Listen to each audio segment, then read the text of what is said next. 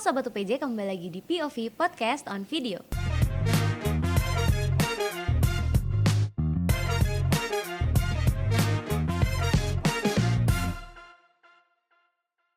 Bersama saya Anin, mahasiswi Ilmu Komunikasi angkatan 2024.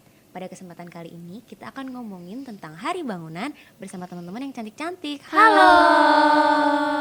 Oke, thank you so much teman-teman udah hadir. Nah, sebelumnya boleh tolong perkenalkan nama dari sekolah mana dan kelas berapa? Boleh dari kamu dulu? Halo, nama aku Michelle, aku dari SMA Erenos. Aku sekarang di kelas 12 dan dari jurusan IPA.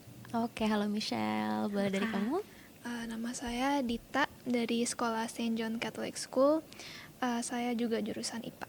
Oke, halo Dita.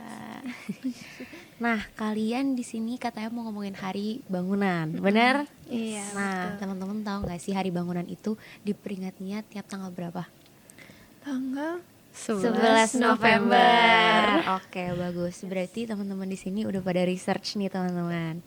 Oke, Hari Pembangunan ini memiliki beberapa tujuan. Ada mendorong percepatan pembangunan di Indonesia dengan kualitas baik, biaya efisien hingga sehat dan ramah lingkungan. Menurut kalian, pembangunan di Indonesia dari 3 kategori tersebut udah memenuhi yang mana aja? Boleh dari Michelle dulu. Oke, tadi kan disebut ada tujuannya itu kualitas baik, biaya efisien dan juga ramah lingkungan. Betul. Ya. Nah, kalau dari menurut aku sendiri, yang udah lumayan memenuhi di Indonesia itu bisa dibilang kayaknya kalau menurut aku itu kualitas baik. Dimana kan kalau misalnya kita lihat selama 10 tahun terakhir ini, kayaknya tuh visi dan tujuan di era pemerintahan yang sebelumnya itu kan kita lebih banyak membangun ke infrastruktur kayak jalan-jalan tol gitu-gitu. Jadi menurut aku itu adalah suatu kualitas yang udah meningkat karena kita bisa membuka akses lebih banyak ke banyak tempat, lebih luas lagi dan ya jadinya itu sebuah kualitas yang meningkat dari pembangunan di Indonesia. Tapi tentunya bisa lebih ditingkatkan lagi. Lalu kalau untuk biaya efisien menurut aku masih kurang, masih belum memenuhi karena kita bisa tahu kalau di Indonesia itu kan masalah ekonominya kayak masih banyak yang korupsi, terus kadang juga kalau aku lihat pembangunan itu masih banyak yang mangkrak, kayak nggak terselesaikan dengan baik. Kayaknya tuh karena mungkin kurangnya perencanaan atau ya semacam itulah. Jadi menurut aku untuk efisien biaya masih perlu pengawasan yang lebih ketat lagi, lebih baik lagi, dan juga ya maintenance-nya lebih baik. Lalu kalau yang terakhir ramah lingkungan juga menurut aku masih kurang karena contohnya kayak misalnya untuk pengolahan sampah misalnya banyak banget kan kalau yang kita tahu tempat pengolahan sampah terakhir itu masih banyak yang punya ditaruh di satu tempat dan dibiarkan gitu aja. Tapi seharusnya kita bisa mengembangkan inovasi lebih baik lagi. Kita bisa ya pemerintah bisa lah kayak membuat suatu benda atau suatu inovasi di mana kita bisa mengolah limbah sampah dengan lebih baik lagi sehingga nggak mencemarkan lingkungan kayak misalnya nggak mencemarkan sungai atau bahkan hutan dan sebagainya. Kalau dari aku itu sih Kak. Oke, jadi kualitas baik. Nah, untuk yang biaya efisien sama environmental friendly-nya belum ya, masih perlu ditingkatkan. Oke, kalau dari Dita? Oke, menurut aku sih yang paling menonjol itu biaya efisien ya. Karena memang menurut aku, dari yang saya lihat itu orang-orang Indonesia tuh suka nyari jalan yang biaya untuk membuat biayanya tuh paling efisien, paling murah gitu. Nah, tapi itu memang bisa diperbaiki lagi. Seperti yang ramah lingkungan, yang Kualitas baik. Kualitas baik, iya itu juga bisa ditingkatin lagi. Jadi gitu. Oke, contohnya biaya efisien yang udah kamu rasain apa, Dita? Aku emang kurang riset, tapi dari yang aku nanya, aku kan juga udah konsul ke orang tua, mereka juga bilang ya Indonesia tuh orang-orangnya memang cenderung mencari jalan yang lebih efisien, lebih murah gitu. I agree sih untuk efisiensi biaya. Kalau kita ngomongin bangunan mungkin dari transportasi umum kali ya yang paling menonjol. Kalau teman-teman suka naik TJ, Transjakarta atau MRT. Oke, I agree dengan kalian berdua. Tapi yang kalian dari tadi nggak sebut kan lebih ke environmental friendly-nya ya. Oke, mungkin ini bisa jadi notes untuk ditingkatkan lagi sama pemerintah Indonesia.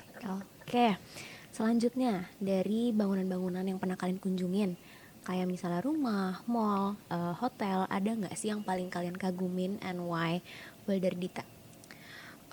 Dari semua bangunan yang aku pernah kunjungin, menurut aku yang paling aku kagumin itu Lawang Sewu di Semarang. Ah iya iya. Karena kan aku dulu tuh pernah ikut tour. Di situ ada orang yang jelasin tentang arsitekturnya. Nah, si arsitekturnya ini dia tuh memilih desain yang spesifik, itu selalu ada manfaatnya. Nah, contohnya itu kalau jendela itu kan ada kayunya ya. Nah, kayunya tuh kayak miring-miring gitu. Itu manfaatnya itu orang yang dari luar itu nggak bisa lihat ke dalam, tapi orang yang di dalam bisa lihat keluar. Menurut aku itu wow, itu pinter banget gitu. Terus bukan hanya itu aja, itu ada contoh-contoh lain gitu. Oke, Lawang Sewu. Kalau dari Michelle?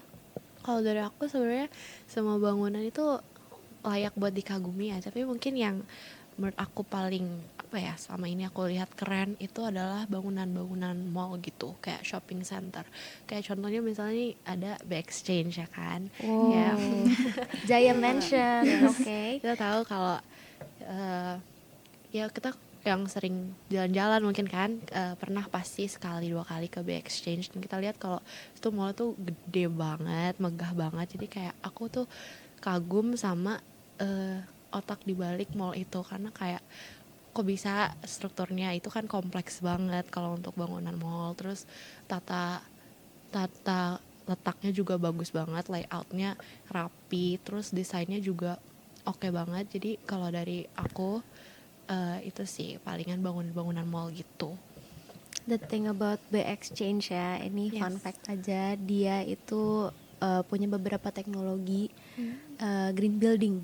Jadi ada kayak penyaringan air, ada green wall-nya juga. Terus untuk Bintaro sendiri, menurut aku ini bukan membangga-banggakan karena dari UPJ ya teman-teman, tapi beneran dia terstruktur. Jadi ada kampus di mana, sekolah di mana, mall di mana. Betul. Setuju. Ya, oke. Kamu mau nambahin lagi? Udah. Oke. Nah, terus kalau kalian ngeliat dari sekolah, ini kan yang paling sering kalian datengin ya tiap hari. Ada nggak sih yang mau kalian ubah dari bangunan sekolah kalian? Boleh dari Dita. Oke, menurut aku dari sekolah aku sendiri itu gedungnya tuh kurang cahaya gitu, kurang lampu. Pencahayaan alami. Oke. Juga cahaya dari lampu gitu. Kurang terang. Kurang terang. Oke. Jadi kalau misalnya habis dari kelas gitu, keluar tuh rasanya gloomy. Jadi Pusing kayak, ya? jadi kayak kurang bersemangat aja sekolahnya jadinya. Oke, kalau dari Michelle? Kalau dari aku ada 2 sih, dari sisi lapangan sama dari tangganya. Nah jadi di sekolahku itu kan ada lapangannya outdoor. Nah di sebelah lapangan itu ada kayak pot-pot, tapi pot yang dari semen gitu, bentuknya kotak. Nah kotak kan ada sisinya, sudutnya itu tajam. Jadi kayak bahayanya itu kalau misalnya masih ada di situ, takutnya misal di lapangan ada yang lagi main basket, main futsal, terus jatuh, takutnya terkena kepala atau apa, terus kena sudutnya bisa bahaya. Walaupun yang aku tahu sih kayaknya sekolahku udah mau renov itu sih, udah mau dihilangkan ya kan. Lalu yang kedua itu tangga. Kenapa aku bilang tangga? Karena tangga di sekolah aku tuh anak tangganya tuh ada yang ketinggiannya tuh beda. Jadi walaupun 1 cm atau 2 cm itu tuh kayak menurut aku sendiri yang Bisa ngalamin nyandungin orang ya? iya bisa bahaya, karena bisa satu bikin capek. Terus ada kan kadang kita tuh refleks ya kalau naik tangga, kalau misalnya ada yang aneh dikit rasanya pijakannya kok nggak segini tadi gitu kan, jadi bisa kaget, bisa jatuh gitu. Itu aja sih harapan aku buat sekolahku, semoga bisa direnovasi itu lebih baik gitu. Jadi ini kritik membangun ya untuk pihak-pihak sekolah dari Betul, Arano betul. sama Saint John. Mungkin bisa dijadikan masukan. Betul. Nah, selanjutnya kalau kita ngomongin bangunan kan terkait jurusan arsitektur sama teknik sipil nih kalau di bidang kuliah. Nah, kalian mau masuk salah satu jurusan itu nggak? Boleh dari Michelle? Kalau aku untuk masuk, aku masih mempertimbangkan lagi, tapi aku sempat tertarik sama teknik sipil karena aku memang awalnya dari awal aku memang udah suka sama bidang fisika. Jadi teknik sipil tuh kayak udah sempat bikin aku tertarik, cuma ya gitu, aku masih mikir-mikir lagi sih. Dari Dita? Kalau dari aku memang tertarik untuk masuk arsitektur. Soalnya dari dulu aku emang suka gambar gitu. Terus aku jadinya kalau kuliah tuh mau milih jurusan yang masih ada gambarnya tapi juga ada tambahan yang lainnya. Oke, jadi kamu arsitektur, kamu teknik sipil, lengkap, boleh. Nah, sama menurut kalian apa satu hal yang harus ada di sebuah bangunan? Misalnya kayak pencahayaan kah, yang alami atau futuristik atau teknologi green building, boleh dari Dita? Menurut aku yang paling penting ya itu eco-friendly atau enggak ramah lingkungan, karena emang sekarang kan salah satu masalah yang paling besar kan global warming. Jadi I think it is very important that kayak orang-orang itu consider itu sebagai masalah. Jadi diperbanyak green buildingnya. Oke, betul. dari Michelle? Kalau dari aku cahaya sih, karena cahaya itu megang peran yang penting banget untuk suatu bangunan, seperti yang kayaknya contohnya tadi dari Dita.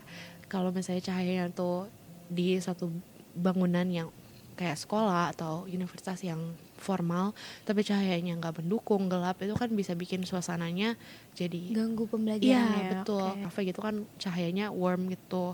Jadi menurut aku cahaya itu penting banget untuk menyesuaikan mood yang mau kita bangun di dalam suatu bangunan. Ambience-nya ya supaya bisa Yes, nge-build betul. biar kayak tadi Dita juga udah mention daripada pusing sekarang ini Iya ya iya benar. kekurangan darah. Baik. Nah, selain itu kalian pernah nggak sih ngeliat bangunan yang bentuknya unik tapi malah viral atau malah jadi legend dan kalian emang tertarik dan suka gitu? Boleh dari Dita? Eh, Kalau unik sih yang pasti aku tuh mikirinnya Borobudur. Oke, candi. Candi. Soalnya emang misterius gitu ya. Kan sampai sekarang aja kita nggak tahu orang-orang tuh bikinnya gimana. Terus juga ada Katanya bukan orang yang bikin ya? oh iya itu juga. Terus juga sejarahnya sangat kuat gitu. Ada ukir-ukirnya, ada ceritanya gitu. Aku sangat suka. Oke, Borobudur. Kalau dari Michelle? Kalau dari aku sih aku baru-baru research ya soal ini. Jadi kalau yang menarik perhatian aku sih ini bangunan dari Sydney Opera House yang bangunannya kayak bentuknya tuh cangkang gitu. Itu kayak menurut aku keren banget. Itu kan juga banyak yang datengin karena aku pikirnya tuh untuk bangun bangunan yang kayak gitu pasti perlu hitung-hitungan yang gila banget dan ya pasti keren banget yang otak dibalik bangunan itu sehingga sampai ikonik banget sampai sekarang gitu. Jadi menurut aku itu sih yang unik dan aku suka. Kalian udah nonton Anyone But You belum? Sydney Sweeney. Belum. Iya, itu ada mereka ada scene di akhirnya yang highlight si Sydney Opera House tadi. Oh, Iya, emang bagus banget. Nanti kalian coba nonton nanti habis aku ini. cek ya di rumah kan. Oke, nah selanjutnya aku mau tanya, kan tadi kalian juga udah beberapa kali mention soal green building, terus sekarang juga lagi global warming. Nah, menurut kalian seberapa penting sih ruang terbuka hijau di sebuah bangunan gitu? Boleh dari Michelle? Kalau menurut aku pentingnya itu rate-nya 10/10.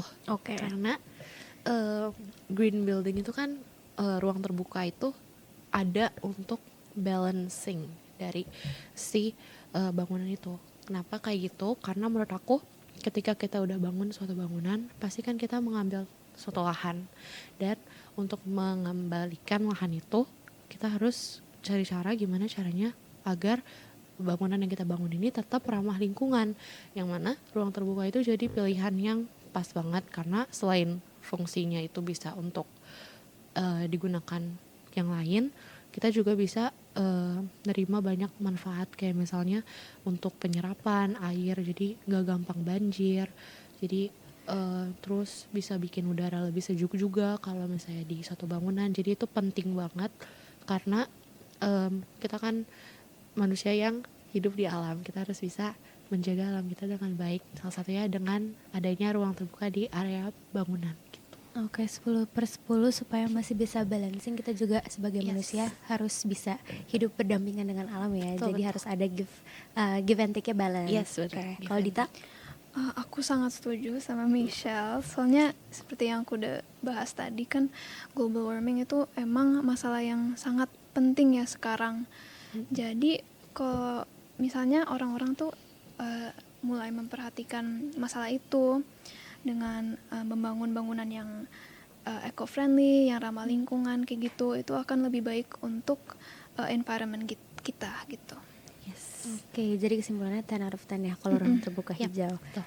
Dan fun fact, di Indonesia itu masih sangat-sangat kurang, terutama di kota Jakarta. Benar. Makanya pengap ya dan Yes. panas. Panas banget. Nah, selanjutnya kalian udah pada lihat IKN belum? Kayak gambarannya, proyeknya? Bangunannya udah Udah sempat lihat. Udah sempat lihat gambarnya? Sekilas, ya. Oke. Nanti mungkin gak bakal ditampilin di layar, tapi boleh di research sendiri sama penonton. Nah, menurut kalian sendiri, apa sih bayangan kalian atau ekspektasi dari IKN yang lagi dibangun gitu, dari segi infrastruktur ya? Boleh dari Dita. Ini menurut aku ini emang tergantung sama pemerintah juga ya.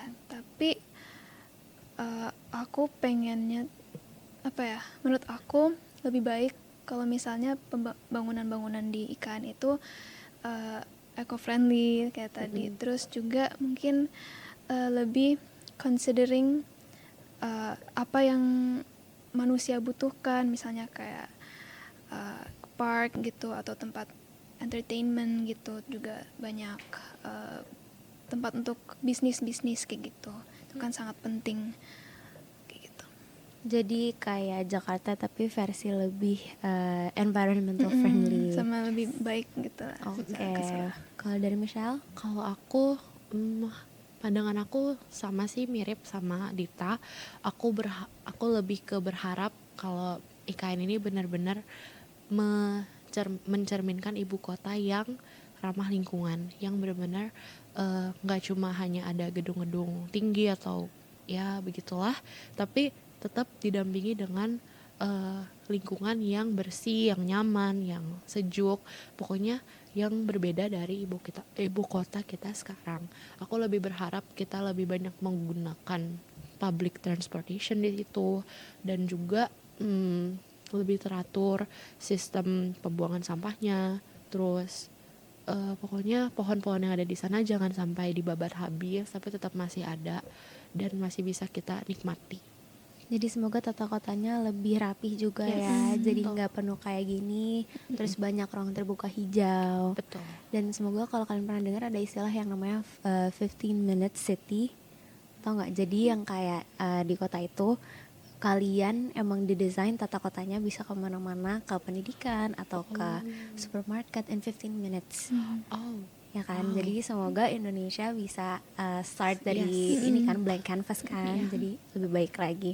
amin. Baik teman-teman, semoga emang beneran didengerin ya Yes. suara teman-teman yang Semoga. cantik dan pintar-pintar ini. Nah, selanjutnya kalau kamu diminta satu warna yang harus ada di sebuah bangunan, kira-kira apa dan kenapa? Boleh dari Dita.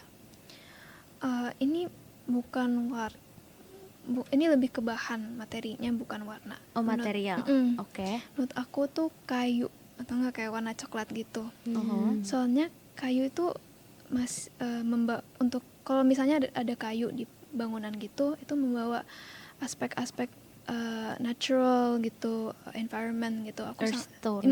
Oke. Betul. Saya sangat suka.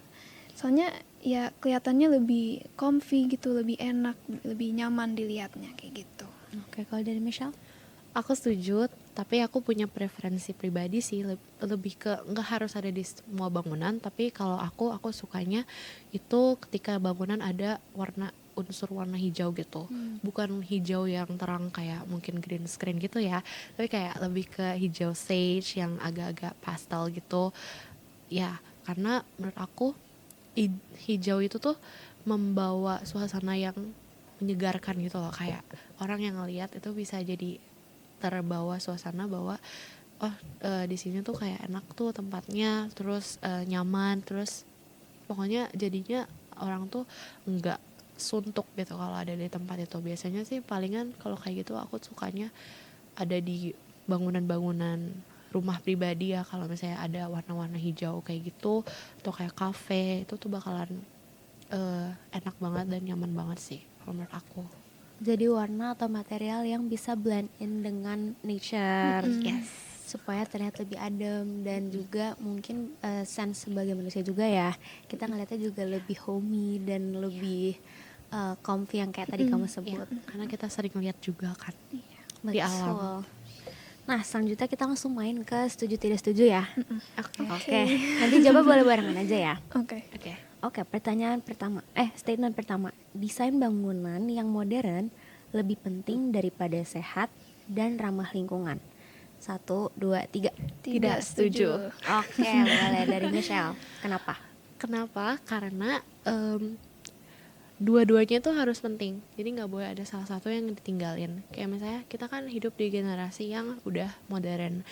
Pasti kita nggak boleh ketinggalan zaman juga, supaya kita bisa ya mengikuti perkembangan zaman kan. Tapi di satu sisi ketika kita mengikuti perkembangan zaman, jangan sampai kita melalaikan lingkungan, jangan sampai kita merugikan lingkungan dari situ. Karena kenapa yang modern harus tidak beriringan dengan lingkungan. Jadi padahal keduanya tuh bisa dipadukan, kita bisa membuat inovasi yang lebih baik dengan adanya inovasi modern tapi juga ramah lingkungan. Jadi jangan sampai hanya salah satunya aja yang kita pikirkan gitu sih kalau dari aku. Oke, jadi harus balance ya, tetap ngikutin perkembangan zaman tapi juga tetap blend in dengan alam. Betul. Oke, kalau dari Dita? Dari aku sendiri, aku sih lebih mentingin eco-friendly ya, ramah lingkungan. Tetapi seperti yang Michelle bilang, itu kalau misalnya bisa dua-duanya tuh maju, dua-duanya dipentingkan, Ya. itu kenapa enggak gitu. Soalnya ya kita udah di masa-masa modern, kita udah banyak teknologi, kenapa kita nggak bikin teknologi yang bisa ramah lingkungan kayak gitu. Betul. Yes. Jadi biar tetap balance ya, balik lagi intinya. Tapi kalau misalnya dibilang lebih penting mana, menurut Dita lebih penting bangunan-bangunan yang eco-friendly tadi. Oke, baik. Lanjut, statement kedua. Area terbuka hijau seperti taman tidak penting untuk area perkotaan. 1, 2, 3. Tidak setuju. Oke, dari Dita.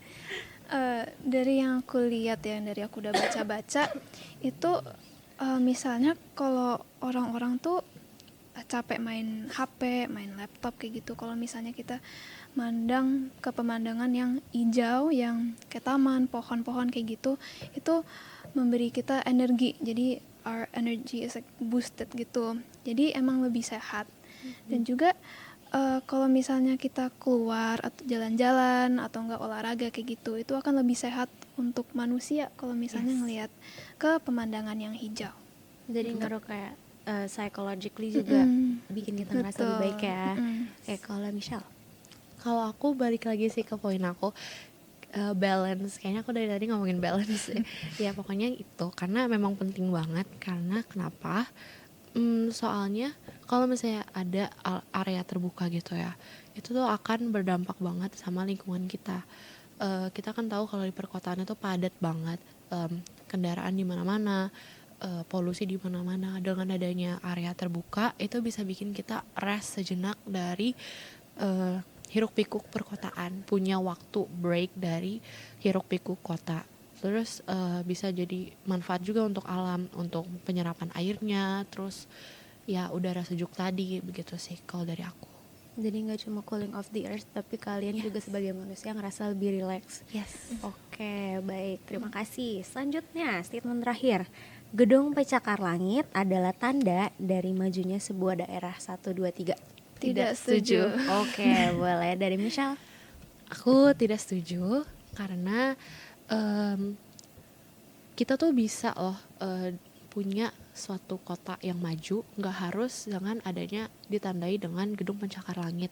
Kenapa gitu? Karena menurut aku sendiri, untuk kita menentukan suatu kota itu maju atau enggak, kita tuh harus lihat dulu apakah sistemnya itu bagus, apakah cara tata kotanya bagus, apakah maintenance-nya bagus. Jadi kalau misalnya cuma mentingin adanya gedung pencakar langit atau enggak, tapi eh, apa ya, perawatan yang lainnya tidak dihiraukan, itu tuh bakalan kayak ujung-ujungnya juga kita bakalan ngelihat lagi kalau dampaknya tuh seburuk itu untuk masa depan kita. Jadi kita tuh bakal lihat lagi kalau oh ternyata gedung pencakar langit itu bukan suatu hal yang Penanda ya ya. suatu penanda bahwa sebuah kota itu maju. Tapi ya balik lagi, maintenance-nya harus baik, tata kotanya harus baik, terus eh, cara merawatnya juga harus baik gitu sih. Apalagi kalau ngomongin dari aspek sosial ya. Benar. Kayak kalau dari Dita? Dari aku sendiri, aku emang ngerti banget kalau misalnya orang tuh kalau mikirin kota yang maju itu, mereka mikirnya tuh kayak Tall New York, buildings, iya, tall ya, buildings, oke. skyscrapers gitu.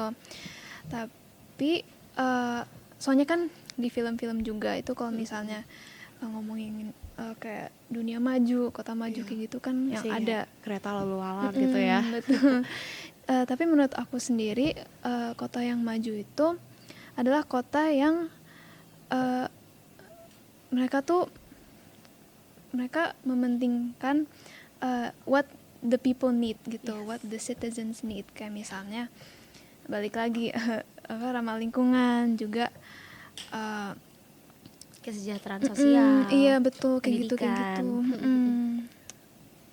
Oke, terima kasih. Baik. Jadi inti dari jawaban kalian sebenarnya gedung pencakar langit itu bukan penanda, ya kan? Balik lagi kalau misalnya kita mau tahu maju atau enggaknya sebuah daerah itu bisa dilihat dari citizennya. Itu Ya. paling kelihatan ya dari situ. Baik. Nah, sebenarnya itu aja pertanyaan-pertanyaan dan games saya yang setuju tidak setuju tadi di peringatan Hari Bangunan. Terakhir, last but not least, aku mau nanya harapan kalian untuk Hari Bangunan Indonesia itu apa? Boleh dari Michelle. Sampaikan ke kamera ya.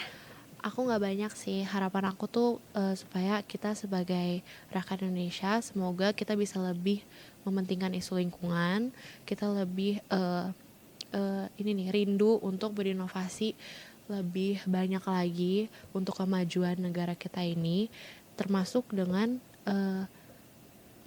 ramah lingkungannya itu. Jadi ketika kita berinovasi, jangan sampai kita tinggalkan lingkungan kita, jangan sampai kita tidak mempedulikan apa yang akan dihadapi oleh lingkungan yang akan kita nikmati itu sendiri. Jadi aku berharap semoga dari kitanya, rakyat Indonesia dan juga dari pemerintah Indonesia bisa lebih Balance. lebih Oke. sevisi aja gitu. Baik, kalau dari Dita?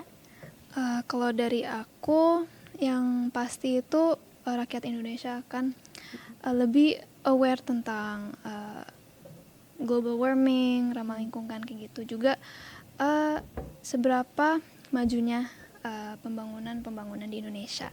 Tapi aku juga mikirnya tuh untuk bring back kind of desain-desain rumah tradisional Indonesia. Vernakular. Mm-mm. Soalnya nenek moyang kita tuh udah juga adjust desain-desainnya untuk sesuai dengan iklim dan juga cuaca Jadi harus Indonesia. dengan alam ya. Mm-mm. Jadi nggak nyakitin. Iya, jadi juga kalau misalnya kita pakai desain-desain itu akan membuat Indonesia menjadi negara yang lebih cantik menurut aku. Setuju. Oke, jadi pada intinya kita harus tetap sadar kalau misal global warming sama penipisan sumber daya alam itu it's a real thing dan harus lebih banyak orang lagi yang sadar akan hal itu. Kedua, buat pembangunan juga semoga lebih banyak green building supaya bisa selaras dengan alam. Oke, thank you so much guys untuk obrolannya pada hari ini. Aku dapat banyak banget insight dari kalian gimana cara kalian memandang Hari Bangunan ya. Oke, so that's it for today. Thank you guys for watching. Jangan lupa like, comment, and subscribe. Bye-bye.